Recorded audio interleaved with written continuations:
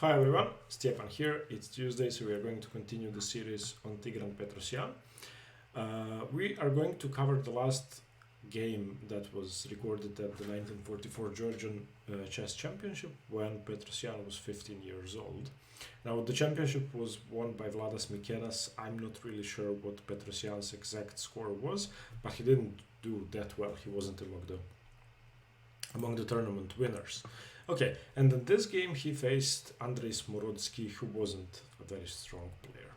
Okay, Petrosian played knight f3, and we're going to, in this game I would like to focus on how you have to understand what's weak in your opponent's position, and if you recognize what's weak and try to put pressure on it straight away, then you have something to play for and you have an easy game ahead of you. It's easy to create plans and you always know what to do instead of wandering around the board. Now in this position, I don't think Petrosian recognized that. There were two weaknesses in Black's position. One of them he completely ignored, and then when the other came, he tried to use it straight away. So it's interesting to see that he didn't recognize all the weaknesses in the position. Here, after knight f3, his opponent plays knight c6, and this is called the Black Mustang defense, which is a name I've never heard before, and it always transposes into something normal, so a weird opening.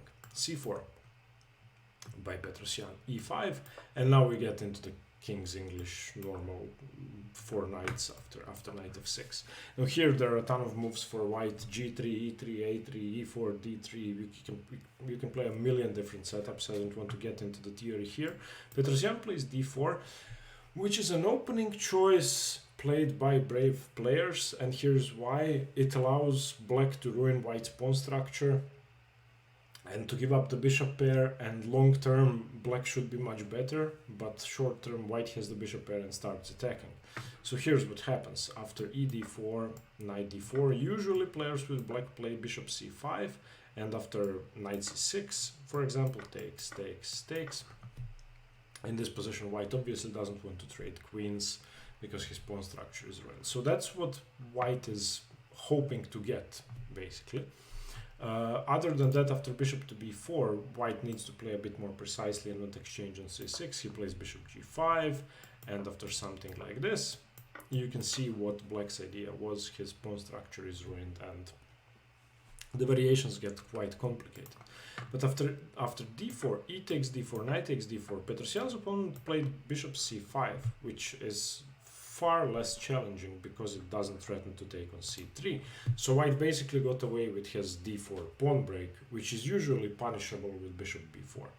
So Black basically has nothing to compensate for the fact that White got d4 in and just has a better center. Okay, after bishop c5, it's probably best to just take on c6 and play g3. And ruin Black's pawn structure. I mean, why not? Instead of that, Petrosian played knight b3, declining any trades, which is okay. Bishop e7 was played again. Bishop b4 makes perfect sense. Threaten to double on c3. But okay, bishop e7. e4, why not take the center if possible? So Petrosian sets up a Maroczy bind. So d5 is never happening. You have the c3 knight, the two pawns and the queen.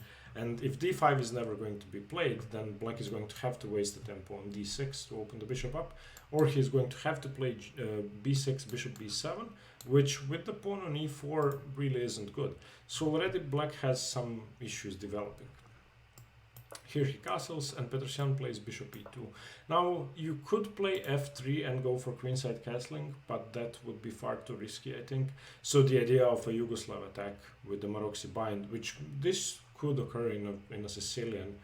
So, for example, f3 and going for bishop e3, queen d2, castles queenside, I don't think is possible because of a5. And if you try bishop e3, just a4. Here, I would doubt White has anything after a3, b3, and also castling queenside seems quite suicidal with this b4 square so weak. So after castles, Petrosian simply plays bishop e2, which is okay. Rook to e8 and castles. And now a5 is thematic in these positions. The b3 knight gets misplaced and it's not clear what it's doing on b3. Usually that's why white exchanges on c6, but this a5 advance is common in many Maroczy-bind Sicilians. So this is very similar to a Maroczy-bind Sicilian, except for the fact that the pawn is still on c7. So here Petrosian plays f3, preparing to, well, solidifying the e4 square, preparing to move this knight if need be. And he's not afraid of a4, because after a4, knight d4. Okay, a3 played. And of course b3, you don't want to trade. So black provoked something. Now if black ever gets a rook to the second rank, of course the king is weak and the a2 pawn cannot be lost because the a3 pawn is going to queen. Also, he just got the b4 square on a plate. Okay, and he plays bishop b4. Queen d3 defending the knight, d6 finally developing, bishop e3 developing his last piece, knight d4, bishop d4, c6 is fine, stopping knight b5 or knight d5, and rook a to c1. Now, here was the first opportunity to recognize what the actual weakness is. So, black has weakened his queen side severely. He is never going to be able to play b5 because there are 3 pieces on the diagonal, for the moment even the knight, so 4 pieces. So b5 is impossible. The weakest points in his position are the b6 square and the c5 square, and why not play a4, knight a4? So if you can get your knight into b6 or your bishop into b6, that would be very dominant. It also undefends the a3 pawn. So if in any scenario this bishop gets traded off with, for example, I don't know, let's say black plays h6 and you just play bishop to c3. Now with bishop c5 then knight c5, so you have to trade. So trade and let's say it takes here. Now b5 is still defended and I could just play queen b4 for example and take the pawn. I'm not saying this works immediately, but eventually this pawn could fall. So after c6, recognizing that the a6 pawn can eventually be won and that these 2 squares are weak, I think was very important and I think is very instructive because the weaknesses are sort of subtle and it's not easy to see them. But he plays rook ac1, which is okay, which knight b1 may even help win this pawn, but you need the knight to cover that, so complicated. Okay, knight d7 played by black, which is another developing move, which I wasn't a big fan of, but it's not clear what black should do. It's hard to find the plan. This bishop doesn't have a good square, so maybe trying to prepare b5 and playing rook b8, b6, bishop a6 and b5, maybe that's a plan. Maybe playing for d5 with bishop e6 and just playing for d5 and sacrificing a pawn would make sense, because black doesn't really have space, black doesn't really have central control, black doesn't really have anything. So, but knight d7 I'm definitely not a fan of. Rook f1 and queen g5. And the idea was, of course, to give the queen a square, but this just runs into a tempo with bishop to e3. His idea was bishop c5 to force a trade of bishops, but I'm not sure who that benefits. If I had to guess, I would say it benefits white because of this weakness on a3. So bishop c5, knight c5 is possible, queen c5 is also possible, dc was taken. And here, again, 2 weaknesses, 3 weaknesses. Why not play knight a4? b5 is still impossible. It's going to be impossible for the rest of the game. Now, if the knight moves, knight b6 would be crushing. If the knight moves, the c5 pawn could fall. I think knight a4 is something that he kept missing throughout the game. Instead of that, he played queen d2, which is not bad, offering a queen trade, but I mean, why not knight a4?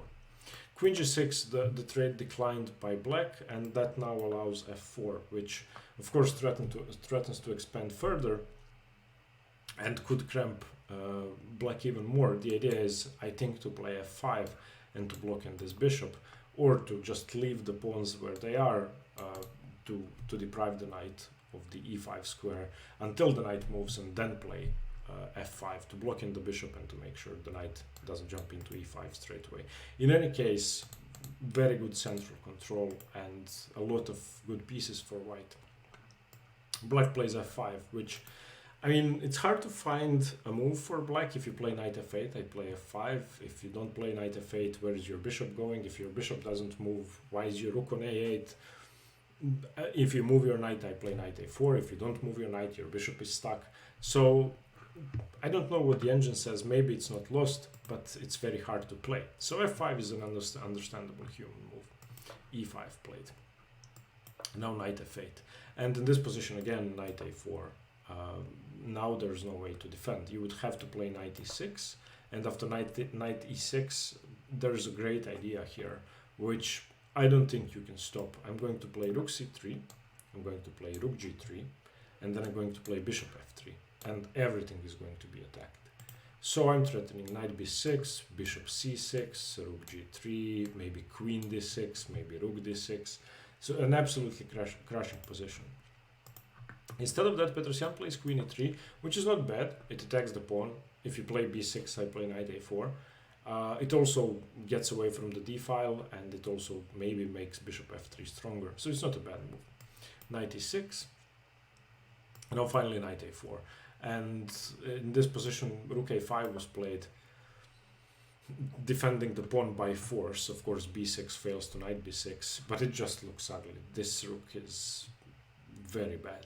Now, the second weakness has been created with f5, e5, and that Petrosian recognizes and immediately uses, and that's the d6 square, and he plays rook d6 straight away, as soon as it was possible. And now, of course, this position is winning. I mean, there is basically nothing black could do. He is unable to defend his c5 pawn once more. That means that if the knight moves, the pawn is lost. If the rook moves, the pawn is lost. He cannot develop the bishop for the moment. He cannot really challenge the d file either, because if rook d8, I could just play rook c to d1. His knight doesn't have any useful squares except for the d square, for the d4 square. But for the moment, knight d4 would fail tactically because of knight takes c5, rook takes c5, queen takes d4. So it's really not easy to make a move. Not only is your position bad, but you also don't have any moves. So black plays queen f7, which prepares bishop d7, but it doesn't really allow bishop d7 because I can play rook d1. Okay. Queen c7 played, which is another move that doesn't do anything. It stops knight b6 after b6, but that seems too slow. That just seems too slow. Bishop f1 played. I think bishop f3 was critical, because after bishop f3, if you play b6, I just play rook takes b6. So I would have prevented the b6 with bishop f3, but he played bishop f1, which, I mean, is still okay. Okay, b6. If knight d4, as I said, knight c5, and you can resign. So b6. And knight c3 played, getting away from b6 because there's nothing you can do there. Now knight d4 played, and sacrificing the exchange was possible, but I don't think it was too good. For example, controlling the d file, I don't think this would have been enough. Petrosian was, of course, very famous for his exchange sacrifices later on in his career, but I don't think this one was sound. Not that white is worse, white should still be slightly better, but I don't think it's enough to win. After knight d4, he plays queen d2, which is good, controlling the d file. Okay, rook d8 played, and here is, I think, the only serious mistake in the game. He exchanged on d8 and allowed the position to become completely equal. I'm going to show you what happened in the game, and then we are going to discuss a very good alternative. So he was afraid, of course, he would lose a pawn. If he doesn't give up the exchange, and if he doesn't take on d8, then he would either have to move the rook, which is impossible, there are no good squares, or he loses a pawn. So he thought he would lose a pawn. In the game he took, black took, he played knight e2, so if the knight moves you take the queen, but rook a7, threatening rook to d7, knight takes d4, and of course pawn takes d4 would lose a pawn, because takes, and of course white wins this pawn up, a passed pawn e5 up. But after knight takes d4, there's a very nice equalizing move for black, and that's rook to d7. Now if you move the knight, I take your queen, so you have to move the queen, and after you move the queen, I take with the rook. And if anybody is better, you can take with the pawn, you can also take with the queen and trade queens. If anybody is better, it should be black. Note that c5 cannot be played to prevent c5 because I play bc5. and after king f2, c5. Now it should be equal because both sides have a protected passed pawn, both kings are close enough. I still like black because black's pawns are not easy to target. Both sides have a light squared bishop. These pawns cannot be targeted, these can. So I would play only if I was black because black cannot lose. White is the only side that could lose. So after king e1, bishop e7, king d2, bishop e4, g3, g6, bishop d3, they agreed to a draw. And of course it is equal, but black cannot lose, so why not play on? Okay, instead of rook takes d8, which led to this equal position, there was a beautiful move, which I calculated for about 15 minutes in all the variations, and I think it just works. You play knight e2. This actually wins a pawn by force. So if rook takes d6, which is the only critical position, if you don't play rook takes d6, then I take on d4 and I win a pawn and I control the d file with 3 pieces and you resign. So rook takes d6, e takes d6, and now of course the only critical move is queen takes d6, okay? But now knight d4, and if c d4, which is the only move that makes sense, you could also take with the queen, but I get the pawn back anyway. I play queen takes d4, you can move the queen, but then you lose the bishop, okay? Or you move the queen somewhere passive. So you take, and I take. Now I'm threatening rook d8, so either play rook a8 or king f7, let's say you play king f7, and now I just play rook d6, and this wins a pawn. And whatever I tried to do for black, I couldn't save the pawn. If you play bishop d7, I take the bishop. If you play bishop b7, I play rook d7. If you play king e6, I play rook c6. If you play king e7, I play rook c6. If you play rook a7, I play rook c6. If you play c5, I play rook b6. You just lose a pawn. And this would have been easily winning for white. So I don't know if I went wrong for black, but after knight e2, I don't see any better moves. Rook takes, pawn takes, queen takes, knight takes, pawn takes, queen takes, rook takes. You have to defend the bishop, and I just win a pawn. If you move the bishop now, then I still win. Bishop b7 loses the bishop, again, because of rook d8, king f7, rook d7, king e6, rook b7. And then that's it.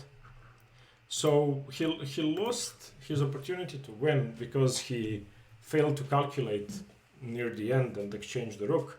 And I also think he missed the opportunity to play knight a4 and just get a dominant position. So Petrosian at 15 wasn't perfect, but he was still a very good player. I hope you learned something from this game. I think I did. And I'm beginning to realize how useful it is to analyze early games from world champions instead of their best games, because they make mistakes which are instructive for us weaker players. I hope you liked the game. Let me know what you think. Okay, stay tuned for more chess. See you tomorrow. Bye bye.